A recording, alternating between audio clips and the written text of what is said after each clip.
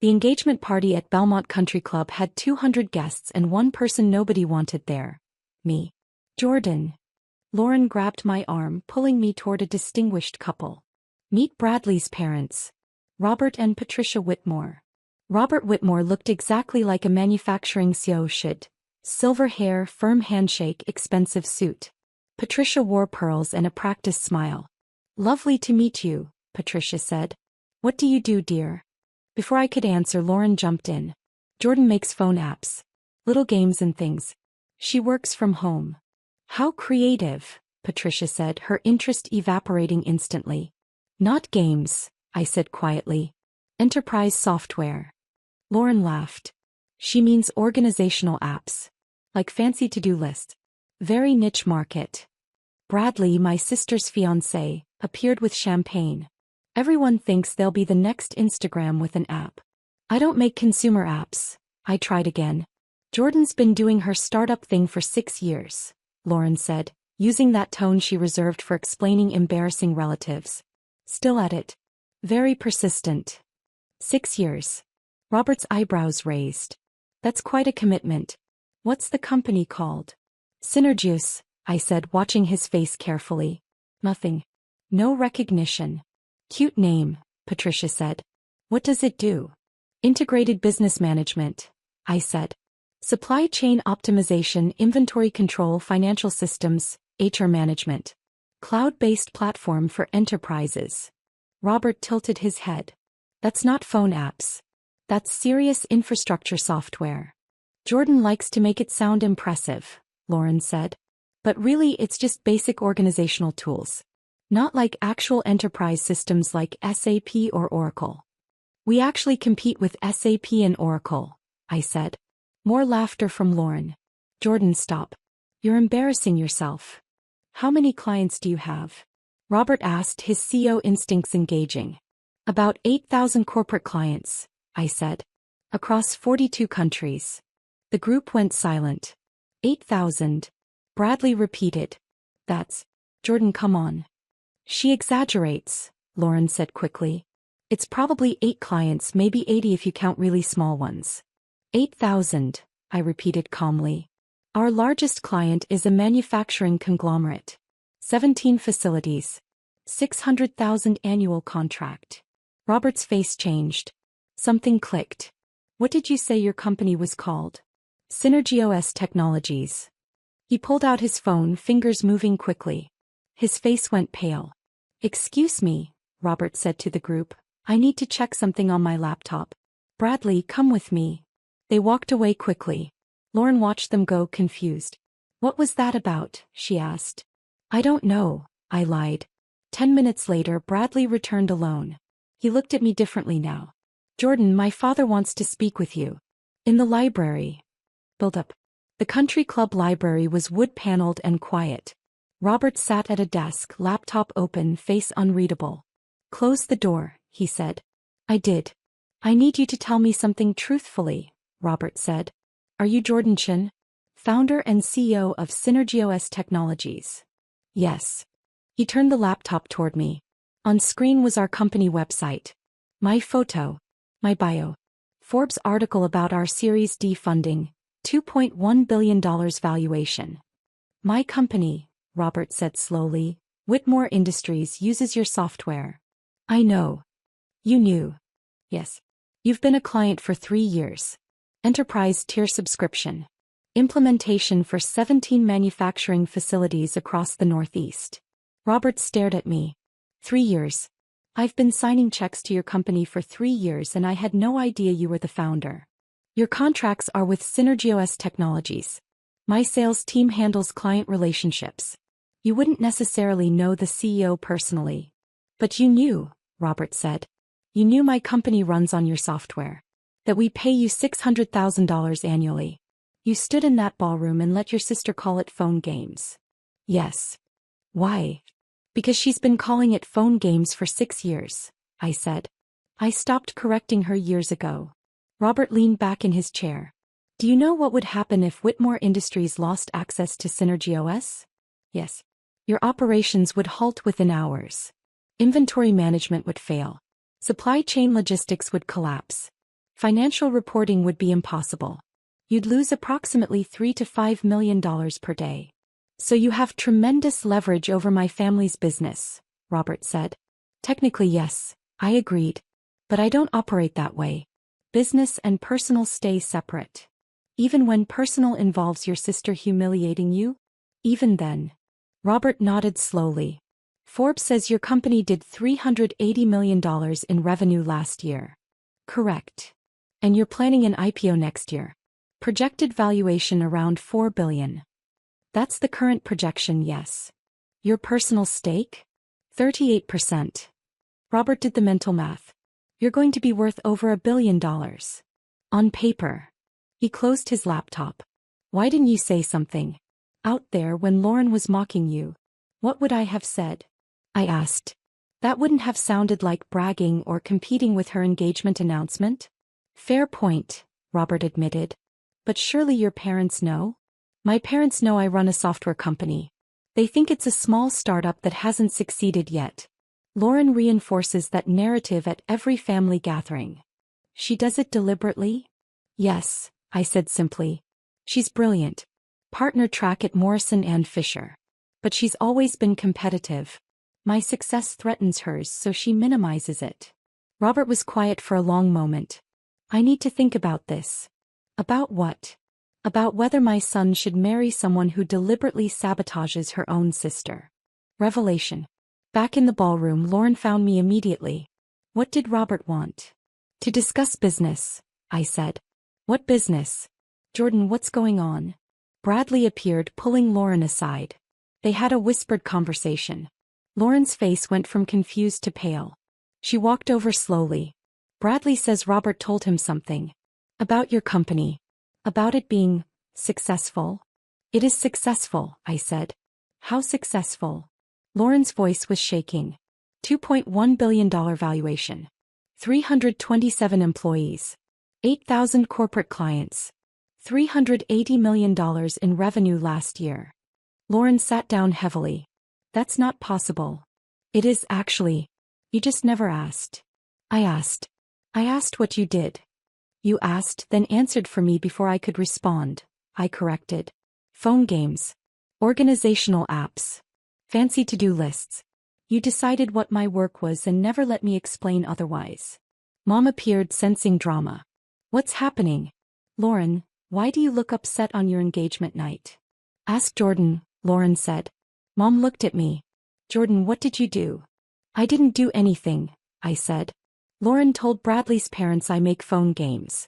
Robert Whitmore happens to be the CEO of Whitmore Industries, which uses the enterprise software I built. He recognized the company name and looked it up. Enterprise software? Mom repeated. Jordan, what are you talking about? Synergies, I said. The company I started 6 years ago. The one you all thought was a failed startup. It's worth $2.1 billion. We're planning an IPO next year. Mom looked like I'd slapped her. Billion? Jordan, that's not, you can't just. Forbes, TechCrunch, Wall Street Journal, I said. Multiple articles. Public information. You never looked because you believed Lauren's version instead of asking me directly. Dad joined the group. What's all this noise about? Jordan's apparently a billionaire, Lauren said bitterly. Or will be. And she just let us all think she was failing for 6 years. I never let you think anything, I said. You decided I was failing because I worked from home and dressed casually. Every time I tried to explain my company, Lauren interrupted with comments about phone games. Eventually I stopped trying. This is ridiculous, Dad said. If you'd built something that's successful, we'd know about it. I pulled out my phone, opened Google, typed my name. Hundreds of articles appeared. I handed him the phone. He scrolled silently. His face went through several expressions: disbelief, shock, confusion, something like shame. Why didn't you tell us? He whispered. I did. You didn't listen. Robert appeared, Bradley beside him. Lauren, I need to speak with you and your parents. Privately. They walked away. I stayed in the ballroom, suddenly alone. 20 minutes later, Lauren returned. Mascara streaked. Eyes red. Robert wants to postpone the engagement, she said flatly. He says he needs time to reconsider. He told Bradley I'm manipulative and jealous. That I deliberately sabotaged you to make myself look better. Did you? I asked. Lauren's silence was her answer. He said his company can't operate without your software, Lauren continued. That you have more power over his family's livelihood than I'll ever have as a lawyer. He doesn't want Bradley marrying someone who'd treat her own sister that way. I'm sorry, I said and meant it. No, you're not, Lauren said. You got exactly what you wanted. You ruined my engagement. I didn't ruin anything, I said. I just stopped hiding. Resolution. I left the party early. My phone started ringing at midnight. Mom, you need to fix this. Call Robert. Tell him you exaggerated. Tell him it was a misunderstanding. I didn't call back. Dad, your sister's engagement is falling apart because of your need to compete. This is incredibly selfish. I blocked the number. Lauren, please. I'm begging you. Talk to Robert. Tell him I didn't know. Tell him it was all a misunderstanding. I let it go to voicemail. The next morning, Robert Whitmore's office called. His assistant scheduled a video meeting for that afternoon. Ms. Chin, Robert said formally when the call connected. I want to discuss two things. First, I apologize for my son's behavior at the party. Second, I'd like to expand Whitmore Industries' contract with Synergius. We're acquiring 2 facilities in the Midwest. I'll have my team send over the contract modifications, I said. Thank you. He paused. About the wedding situation. That's between you and your family, I said. Completely separate from our business relationship. I appreciate that, Robert said. But I want you to know, I'm reconsidering the engagement because of what I observed about Lauren's character. Not because of your business success. Understood.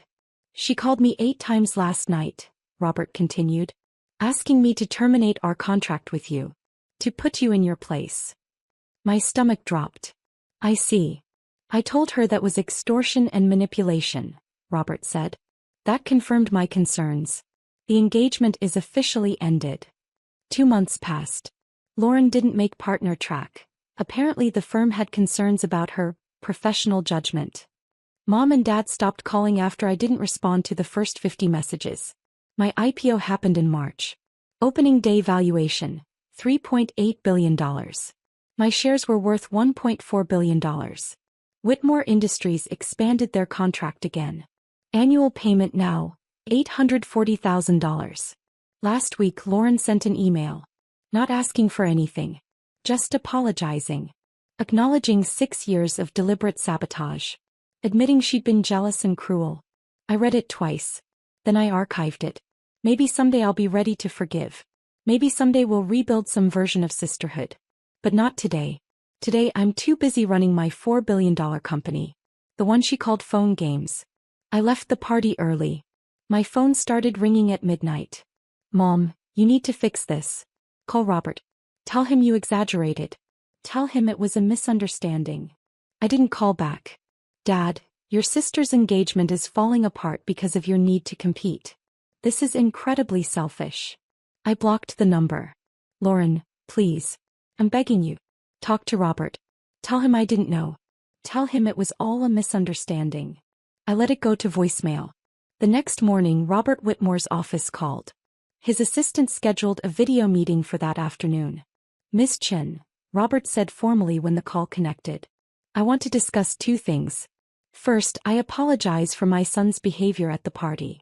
Second, I'd like to expand Whitmore Industries' contract with Synergius. We're acquiring 2 facilities in the Midwest. I'll have my team send over the contract modifications, I said. Thank you. He paused. About the wedding situation. That's between you and your family, I said. Completely separate from our business relationship. I appreciate that, Robert said. But I want you to know, I'm reconsidering the engagement because of what I observed about Lauren's character. Not because of your business success. Understood. She called me 8 times last night, Robert continued, asking me to terminate our contract with you. To put you in your place. My stomach dropped. I see. I told her that was extortion and manipulation, Robert said. That confirmed my concerns. The engagement is officially ended. The fallout was immediate and brutal. Within a week, Lauren had moved back in with our parents. Mom called it temporary, but I knew better. The apartment she'd been sharing with Bradley was his, not theirs. Morrison and Fisher announced their partner decisions 2 weeks later. Lauren wasn't on the list. When I asked a mutual contact why, they said the firm had received an anonymous complaint about her undermining colleagues to advance her own reputation. The firm investigated and found a pattern. Turned out I wasn't the only person Lauren had sabotaged. Mom left a voicemail. "Are you happy now? Your sister lost everything. Her engagement, her partnership, her apartment. She's devastated. This is your fault." I saved the voicemail. Sometimes you need evidence of how twisted people's logic can become. Dad sent an email with the subject line, "Family Loyalty." I deleted it without reading. My company meanwhile thrived. We signed 19 new enterprise clients in Q2. Revenue projections jumped to $520 million for the year. Tech publications started calling me for quotes about the future of enterprise software. 3 months after the engagement party, I received a certified letter from Lauren. Not an email. Not a text. A physical letter handwritten on expensive stationery. "Dear Jordan, I'm writing this by hand because I want you to know I spent time on it. That I didn't just type something quick and hit send. You were right about everything. I did sabotage you deliberately. For 6 years, I minimized your work, interrupted your explanations, and made sure our family saw you as unsuccessful. I did it because I was jealous. Because you were always the smart one, the innovative one, the one who could build things from nothing. I worked 80-hour weeks to make PartnerTrack. You worked from home in jeans and built a billion-dollar company. I couldn't handle that. So I tried to make your success invisible. Robert was right to end our engagement. Bradley was right to agree with him. I was manipulative. I am jealous. These are character flaws I need to address. I'm not asking for forgiveness. I don't deserve it. I'm just telling you that I finally understand what I did and I'm sorry. I hope your IPO is successful. I hope you build everything you dreamed of. You earned it despite me, not because of me. Lauren. I read the letter 3 times. Filed it in my desk drawer. Didn't respond. My IPO happened in March. Opening day valuation, $3.8 billion. My shares were worth $1.4 billion. The Wall Street Journal ran a front-page story. Jordan Chen's Synergis disrupts enterprise software market. The article mentioned that I'd started the company with $15,000 in savings, working from a studio apartment with no family support or connections. Just an idea and determination. Whitmore Industries expanded their contract again. Annual payment, $840,000. Robert sent a personal note with the signed contract. Your software saved our company millions. Thank you for keeping business and personal separate. You have more integrity than most executives I've worked with. 4 months after the IPO, I ran into Lauren at a coffee shop. She looked different, thinner, tired, but somehow more genuine. "Jordan," she said quietly. "I wasn't sure if you'd want to talk to me." "I wasn't sure either," I admitted. "I got your letter. The handwritten one." "I didn't respond," I said. "I didn't know what to say." "You didn't need to say anything," Lauren said. "I wasn't asking for a response. Just wanted you to know I finally get it." We stood there awkwardly. "I'm working at a smaller firm now," Lauren said. "Corporate law still, but without the PartnerTrack pressure. It's better." "I'm better." "Good," I said. "Congratulations on the IPO," Lauren said. "I read the article. The one about you starting with nothing. I'm sorry I made nothing even harder." "Thank you," I said. We parted ways. No reconciliation. No promises to rebuild our relationship. Just acknowledgement. Maybe someday we'll be sisters again. Maybe someday I'll be ready to forgive completely. But not today. Today I have a company to run. Board meetings to attend. Product launches to oversee. The company Lauren called Phone Games now employs 427 people. Serves 12,000 corporate clients. Generates $640 million in annual revenue. And every time I sign a contract, approve a hire, or launch a new feature, I think about that engagement party. About standing in that ballroom being pitted and dismissed. About Robert Whitmore's face when he realized the truth. About Lauren's expression when her world collapsed. I don't feel victorious. I just feel proven right. And sometimes that's enough.